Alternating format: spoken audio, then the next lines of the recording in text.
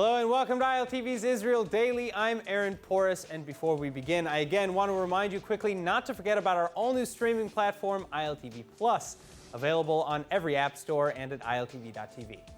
Now, coming up in today's newscast, tensions in the Middle East increasing under pressures from Iran. Meantime, drama unfolding at the United Nations, Ambassador Gilad Erdan ripping up a new report.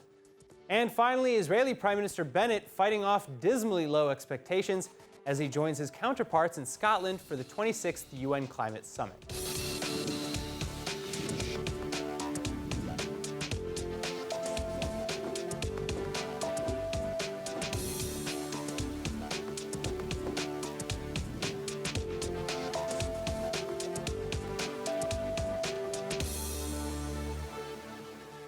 At our top news tonight, Israel blamed with another strike in Syria over the weekend, and this time Jerusalem accused of a rare daytime attack targeting military depots belonging to Syrian, Hezbollah, and other pro-Iran forces. At least 5 pro-Iran fighters have said to have been killed. However, this incident coming at the height of recent regional tensions as Iran's still playing a game of will they, won't they with its nuclear program opposite the West.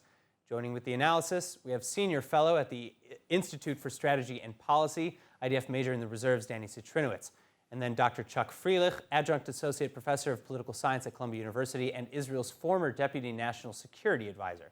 Thank you both so much for joining us. Now, Major, I'll start with you. What is the significance of a daytime strike as opposed to an overnight strike? Well, I think that Israel tried to seize the opportunity. I think they had probably some sort of intel information that indicates that there was some sort of a shipment going to Lebanon, to Hezbollah, and I think that they had to act. I think it's a very rare event when Israel is really attacking daytime. I think it's really connected to operational environment and operational constraints. They have to act. They have to act at the same time in order to prevent probably weapon shipment moving from Syria to Lebanon. So they, at the end of the day, attacked this shipment, even if it was in daytime. All right, now, Professor, what kind of retaliations might we actually expect from the recent rising in the tensions, be it military or diplomatic? Well, I don't think it's terribly fruitful for us to speculate in what way the Iranians will choose to retaliate. They have a range of kinetic cyber capabilities. They've used it in the past. I'll remind you that they shot down an Israeli F-16 just a few years ago. They have fired rockets at the Golan. They have an entire range.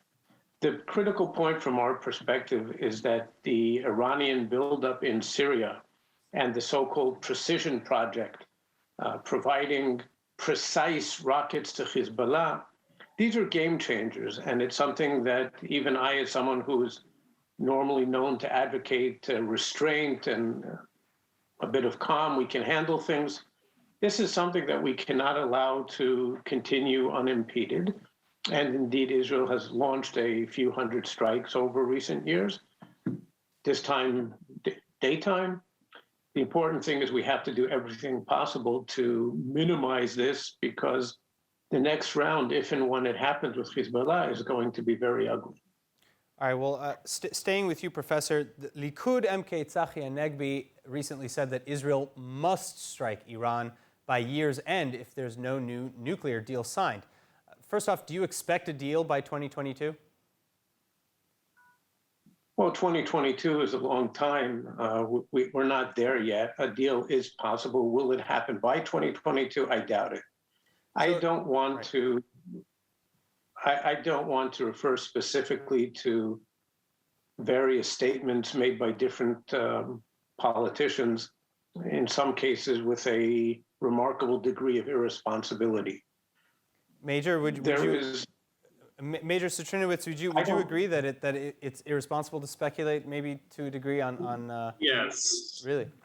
I think it's very, nobody can speculate. I think that even if you ask today the Iranian and the U.S. administration what are the chances of returning back to the agreement, they wouldn't know. I think it depends on so many variables from their standpoint. So I think in this regard, I think we don't need to speculate. What it's important to do is really to think what Israel needs to do in light of the possible scenarios, whether there will be an agreement or won't be an agreement. So in this regard, I think that all the discussion of if and not will be an agreement, this is important, but it's irrelevant right now. We just need to think about the possible scenario that will come out from the negotiation in Vienna.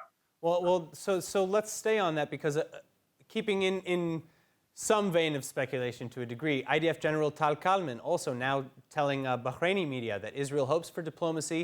And again, he's joining a chorus of Israeli officials who are saying that our first hope is for a diplomatic solution, but they're not ruling out military action. Similarly, many other Israeli officials have said the same, and recently we've also seen a lot of preparation and budgeting for such a military strike from Israel's side. The Blue Flag exercises included exercises to fight Hezbollah in the north, to push back against Hamas in the south, which are also aided by Iran.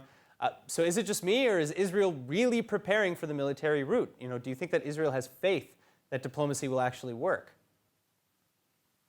I think that, returning back to the good, bad, and ugly like Wallach framing of if you want to shoot, shoot.